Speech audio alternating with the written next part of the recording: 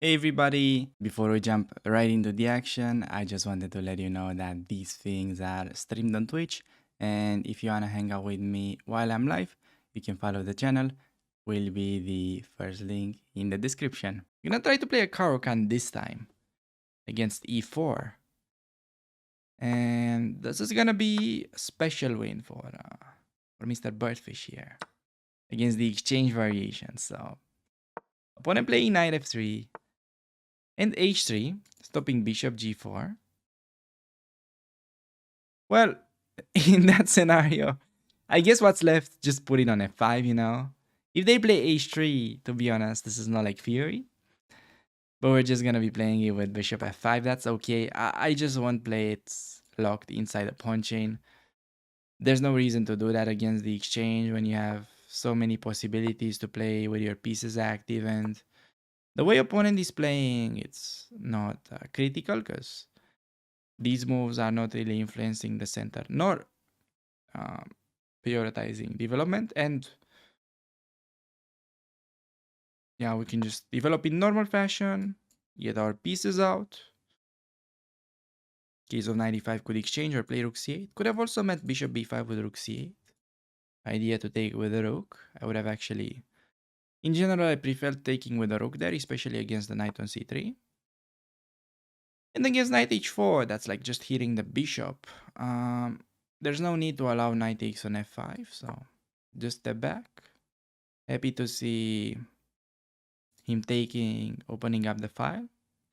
I might even think about delaying castling, but to be honest, in this kind of opening, when they play the exchange, it's all about positional queenside play. So not even gonna have any dreams about a potential attack.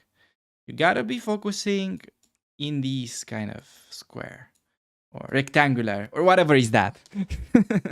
You just wanna be focusing in this range, and you wanna be playing on the queen side. Okay, forget about any nonsense on the king side in the Caro-Kann. That's not how it works. Okay? And yeah, goes bishop e2. You'd better do that. Just rook c8, e6 b5. Just ready to push in minority attack fashion. Plays b4. Already had this tactic before. One game. Knight b4, a b4, rook c3. Wins a pawn. There's rook a7 at the end, which is like, makes it a little bit different compared to like the previous game. So b4, it's actually just super weakening that c3 knight. So we could do knight captures, but it's just that I don't like the fact that his rook is getting active for no reason. So I would stay away from that, at least from now. Could play a6. Will he go b5? What do you guys think? I think maybe b5 is, in fact, an idea. But I'll show you. I'll show you a cool one. We'll play bishop b8, protecting that, threatening knight b4, and we no longer drop a7 at the end. And maybe going for some trickiness. I'm gonna be like, alright guys, can we do it? I feel so dirty for this, but I'm gonna be like, oh no, my knight. For sure, he's not gonna see that. Maybe from d6 he would have spotted. No, he saw it. Oh my god, I look so silly now. That was so bad, but actually this ended up being clever moves because we have tactics, so maybe it was like 300 IQ play, who knows. But we got lucky with this 94 move, not gonna lie. Using the same trick that we want to go queen c3. And for those that missed it, queen c7 actually threatened mate. So I gave this knight as a bait so we can get checkmate with this nice battery. But now after I took on d4, opponent recaptured my knight. And we can take his knight that's undefended and we're up a pawn.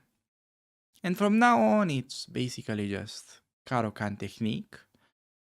Trying to convert the extra pawn.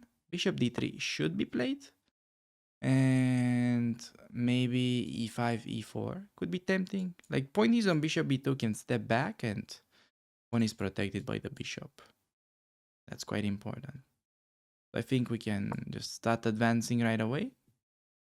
Usually you want to be super careful with pushing your pawns like this because, well, it can generally weaken your position quite a bit if you don't push your pawns properly.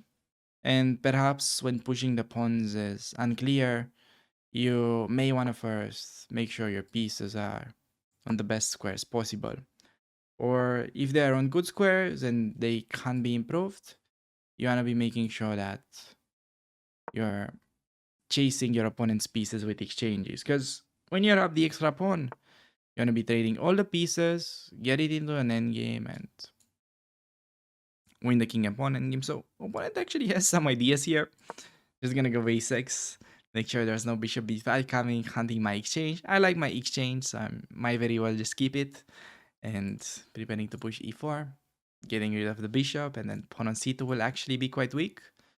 So pawn in pretty difficult position. Also, this pawn might actually be weak now. He tried a pretty interesting trick. Okay, we'll give him that. That was, I think, maybe best try he had. But after a6, there's simply, I think, no counterplay. We've got the extra pawn. We've got a strong center.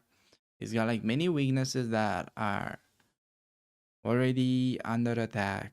We've got the e4 frat. He plays f3, creating another weakness. So I think we just go for it basically. Hit the bishop. Bishop e2 like only square for the bishop. Can take on c2 with tempo. Activate the rook. Also pawn on g3 is now ready to be captured because the bishop will be awakening. I feel like he's gonna play rook f2 or rook e1. But we hit him with bishop g3, which I think is a move that many people will forget about because the bishop on b8 looks like, it's that kind of bishop that's not doing much, but it's actually on a superb square, just making sure it's not interrupting the connection between our pieces. It's just watching the game from far away, but still being as effective as any other bishop. This is this kind of like good friend that you can call anytime and will join in a minute. So that's a very good bishop to have. And can we play rook c6? He wants the bishop a4 fork. Maybe just yeah. Kind of unhappy about the fact that we have to retreat. But fine by me. As long as we have a good position, I'm fine. Retreating once. Rook e6 simply. Hitting pawn, avoiding bishop's attack, and may very well just take that. I think now maybe rook c1 is a move for him, trying to fight for the back rank. And okay, on rook c1, perhaps we can go for the trade. Okay, being materialistic like this is not the way to go. When you're down so much material, you should be seeking for some really active counterplay. Try to get a mate or win some pieces. By protecting pawns and not being active, you're never gonna hold these kind of lines. So, yeah, just bishop e5 right away, hitting the enemy rook. I'm not even taking the pawn because we're already up so much material that it's not about winning an extra pawn or not. It's about activating our pieces and just breaking through.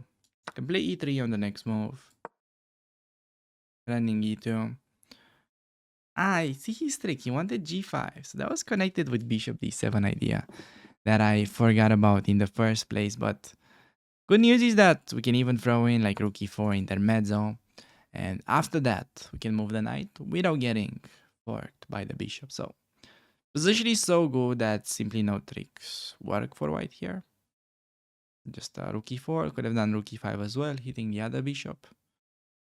And got the extra exchange. Got the advanced passer. Sure, enemy king is quite close to it and will stop it, but I will just try to exchange my opponent's rook. And yeah, then should be pretty easy and straightforward. So could do e2. Can keep the knight also. On knight e5 there's bishop f3 though that we want to watch out for. And okay, I think just e2 for sake of simplicity, just get rid of his bishop. Sure, he will take my knight, we will no longer have the passer. I get that, but I just want to get rid of everything. I'm just even doubling just to force a rook trade. I'll show you how we get the rook trade here. Just make sure. Exchange everything, and you're never gonna lose this against the bishop with the rook. So that's like always the easiest and safest way to play it. Just give a check. No need to go for any checkmating shenanigans. We can just force rooks off with this move. He's forced to take my rook. Get to collect this one. This pawn is ready to be captured, but you want to watch out for bishop c3. So don't take immediately, but give a check. And then king g7. We don't need to like win this by checkmate or somehow promote the pawns. We just want to make sure we get a secure win. Meaning that we don't care whether it's gonna take 20 or 30 extra moves, as long as we're sure we're winning these 10 out of 10 games. That is exactly what we're looking for. I'm gonna cut the enemy king just because it's pretty nice and effective, and could push the f pawn. Okay, he just resigns. So see, this is actually pretty effective strategy, and we managed to get this one in. Hey everybody, thanks a lot for making it this far into the video. And if you're interested in checking out my London system course, will be the first link in description. So thanks again, and I'll see you around on the channel. Take care.